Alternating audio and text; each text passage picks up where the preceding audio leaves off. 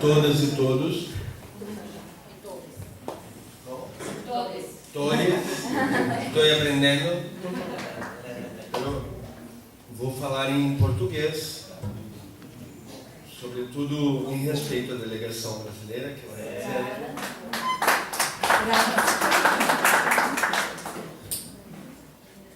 A nossa delegação discutiu, estamos aqui, eu e Laura, não como representar ideias pessoais, senão a partir de um acordo que chegamos a todos, porque temos, como sabem, várias cores na nossa delegação de vários setores da esquerda. Com isso, podemos pensar a conjuntura do Brasil. E para analisar a conjuntura do Brasil, precisamos falar sobre um marco inicial. A nossa delegação acordou que esse marco é o golpe na presidenta Dilma Rousseff. Poderíamos retroceder mais em fatos históricos do Brasil, como a jornada de 2013, como a própria eleição do presidente Lula em 2002, como o golpe militar que vivemos no Brasil, a ditadura militar que vivemos no Brasil em 64. Como o tempo é só 15 minutos, optamos por começar em 2016. O tempo é muito curto, né? Eu falando assim, eu vou ter que falar um pouco mais rápido. A presidenta Dilma Rousseff foi eleita com uma margem muito pequena de votos e a oposição, que perdeu a eleição executiva, obteve maioria no Congresso Nacional. A oposição disse, quando saiu o resultado da eleição, que a faria sangrar por todo o tempo do mandato, impedindo com que governasse. Foi exatamente isso que fizeram, a partir de um acordo, como bem disse antes da sua conferência ontem, o professor de economia, midiático, pela prensa, o judiciário e a grande burguesia que sempre está à frente desses interesses. E com isso, num processo sem crime de responsabilidade, que é o que o nosso direito exige para que seja impedido um presidente, tanto que, consumado o golpe, um dia depois, a ação pela qual um dia depois, repito, a ação pela qual ela foi acusada foi tornada legal. Então não havia crime, não havia condições para impedimento da presidenta. E mesmo assim, esses setores da imprensa, do judiciário, do empresariado, da grande burguesia, operou impedimento da presidência, da presidenta, para levar adiante uma agenda neoliberal, uma agenda conservadora e uma agenda de avanço do fascismo. Com isso, se tomou o governo Temer, do qual a companheira Laura vai falar um pouco mais para vocês agora. Hoje, o grauzinho arrumado esse. Então, boa tarde, companheiros e companheiras. Dando sequência ao que o ministro estava trazendo, meu papel um pouco é caracterizar o governo do fora Temer. É isso? É isso, o aprofundamento da agenda neoliberal. Disso se trata essencialmente o governo Temer. A emenda constitucional 95, né, que é uma captura de 20%, uma captura dos recursos para investimento em políticas sociais, tá certo? Emenda constitucional 95, teto do gasto, enfim, de fato, a compreensão da gente é que é captura de investimento, né? O governo opta por pagar o serviço da dívida, por dar a isenção fiscal para o setor empresarial, enfim. Mas aí falta recurso para a educação, para a saúde, para a assistência, para as políticas sociais. Essa é a questão. Um outro movimento de avanço, né, nessa agenda neoliberal é a Lei Geral das Terceirizações. Até então, nós tínhamos a terceirização das atividades meio, hoje também atividades fins, falo mais devagar, podem ser terceirizadas. Né? No caso, eu trabalho na universidade pública. Os trabalhadores de carreira mais, de funções mais de nível primário, médio, são terceirizados já hoje, né? Motorista, segurança, cozinheira, pessoal da limpeza. Por essa nova lei, os professores também poderão ser terceirizados, sem problema algum, tá certo? Um outro elemento, a contra-reforma do ensino médio, que trata de precarizar a formação da juventude, não é? Produzindo uma mão de obra baratíssima. Né? Já dizendo um pouco, vou voltar isso quando falar do governo atual do Bolsonaro, há um enxugamento da área de humanas, filosofia, psicologia, sociologia, as artes e educação corporal, disciplinas que têm a ver com o senso crítico, né, com a reflexão. Essas vão ser enxugadas na proposta de ensino médio. E são ampliados o quadro de profissionalização.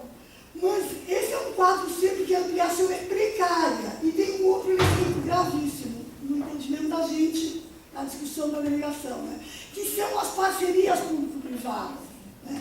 Quem fará a parte profissional é o Sistema S, que no Brasil é uma representação do setor empresarial de todas as áreas, né? Potente nesse tipo de postura, né? de produzir formação precária, mão de obra barata para os filhos da classe trabalhadora. Tá? Tentando terminar. Mais uma questão aí, a contra-reforma trabalhista, né? O Temer mexeu na consolidação das leis trabalhistas, que era lá da época do Vargas, e assegurava uma série de direitos, não é, para os trabalhadores.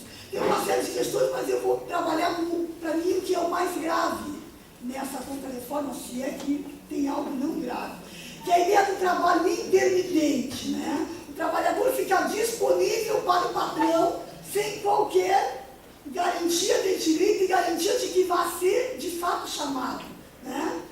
Seja por um aplicativo. Estudantes de educação física recém-formados ficam à mercê das academias, serão chamados ou não pelo aplicativo para fazer a sua aula. E terminei aqui meu tempo, eu volto. Não acabou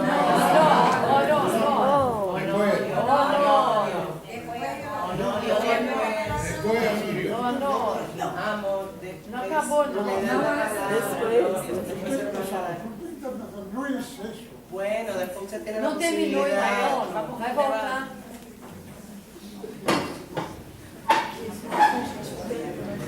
Com essa agenda neoliberal em curso, porque o governo Temer teve 2 anos, porque a presidente Dilma foi impedida com 2 anos de mandato. Então, quando se encerra o governo Temer e vem as eleições, Lula pode novamente ser candidato à presidência. E aí o golpe começa a se tornar cada vez mais grave. Eu peço perdão para falar um pouquinho de direito, porque sou advogado. Explicar como se deu a prisão do presidente Lula. Tem uma regra na Constituição brasileira que diz que ninguém será considerado culpado antes de uma sentença final condenatória. O Supremo Tribunal Federal, em 2009, interpretou esta norma a dizer: não é só isso, ninguém será preso antes de sentença final condenatória. A partir disso, o Congresso brasileiro, a partir de uma interpretação da Constituição, escreve no Código de Processo Penal Brasileiro, que é a norma que regula essas coisas, de acordo com o entendimento do Supremo, escreve assim: exatamente, ninguém será preso antes do trânsito em julgado, antes de sentença final condenatória. Isso valeu no Brasil de 2009 até que se iniciou o processo do presidente Lula.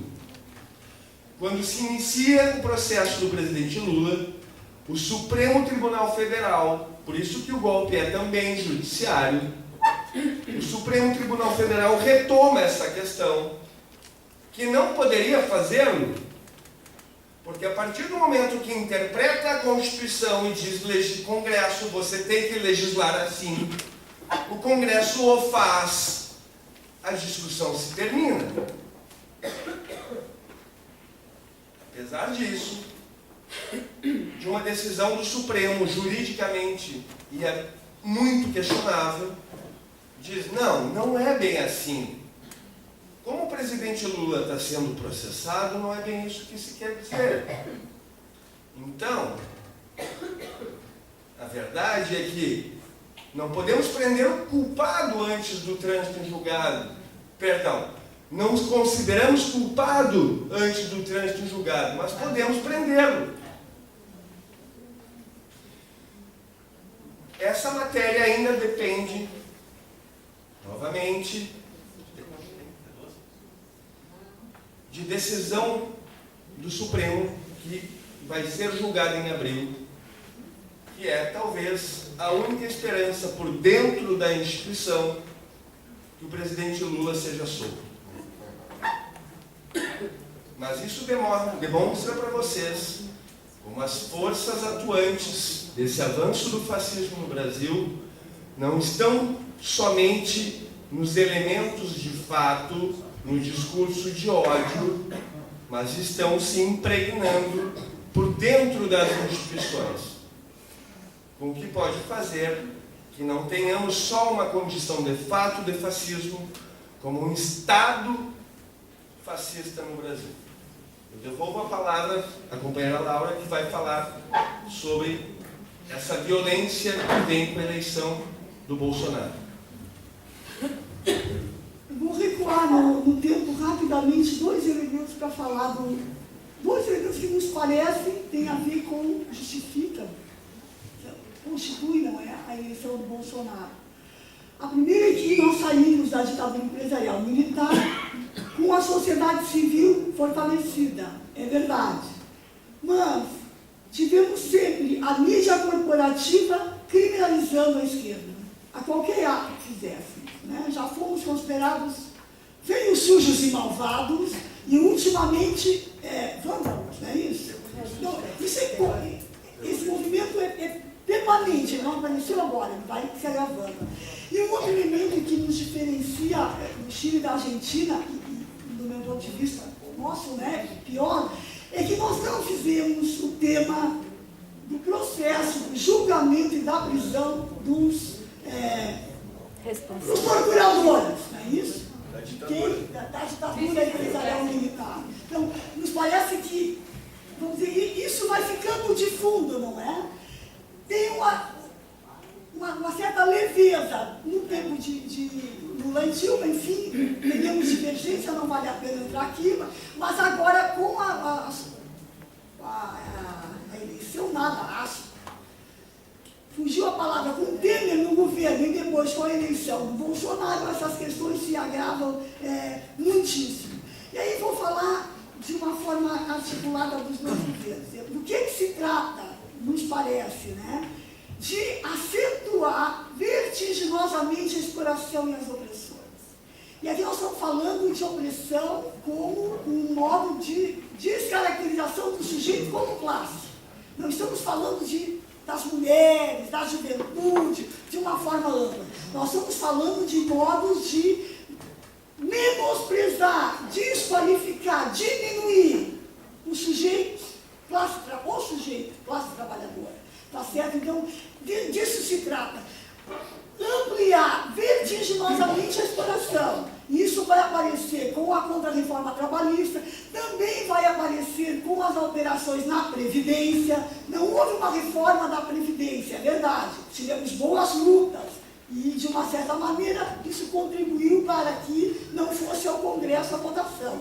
Mas estados e municípios já têm alterado a alíquota da Previdência, ou seja, diminuído o fundo do trabalhador, tá certo? Isso é um modo de avançar, de contra-reformar, de avançar na exploração. O trabalho intermitente, a terceirização, são todas, tem um sociólogo importante, já fechar, importante lá que estuda essa questão do trabalho, o Ricardo Antunes, que diz que a terceirização é um moderno trabalho escravo, né? Trabalho intermitente também vai nesse sentido. Não há direito algum. E o sujeito ainda é vendido a imagem de que ele tem liberdade para escolher se vai trabalhar ou não. Isso é uma falsidade enorme, né? E um desrespeito aos trabalhadores. E fechando de verdade, para falar das opressões, tá certo? Que aí nos parece que é algo que vem com muita força e que, portanto, a nossa luta tem que ser muito forte nos seguintes aspectos, né? A questão do racismo e do extermínio da juventude negra na periferia. E aqui, de novo, racismo como uma opressão de classe. A questão do capacitismo, não é? Que é a discriminação, a opressão a pessoas portadoras de deficiência. A xenofobia, que é a discriminação, a opressão de estrangeiros. Mas no Brasil nós temos uma forma de xenofobia interna, né? Eu sou gaúcha, mas se for falar de alguém da Bahia ou do Ceará, eu vou dizer que são nordestinos. Isso é uma forma velada de xenofobia, tá certo? Temos a LGBTfobia, e agora veio um deputado federal reeleito pelo PSOL, indo embora do Brasil porque se sente ameaçado, porque efetivamente tem sido ameaçado, porque é um militante de esquerda e um militante da causa LGBT. E, por fim, a opressão de gênero, né? Que ela tem 3 elementos importantes da gente enxergar e combater. O machismo nosso de cada dia, né? É fundamental a gente se olhar para ver como é que damos corda para o machismo todo dia, toda hora. A misoginia e o feminicídio, né? É estúpido, para dizer o mínimo, é perverso, né? O quanto isso em latino-americano, não é só uma questão brasileira, as mulheres são assassinadas, não raro por seus companheiros, seja lá o que isso signifique numa hora dessa. Então, para encerrar, eu queria puxar uma palavra que para mim é um grito de guerra latino-americano, né? Te cuida, te cuida. Te cuida, seu machista. América Latina vai ser toda feminista. Se cuida, se cuida, se cuida, seu machista. América Latina vai ser toda feminista.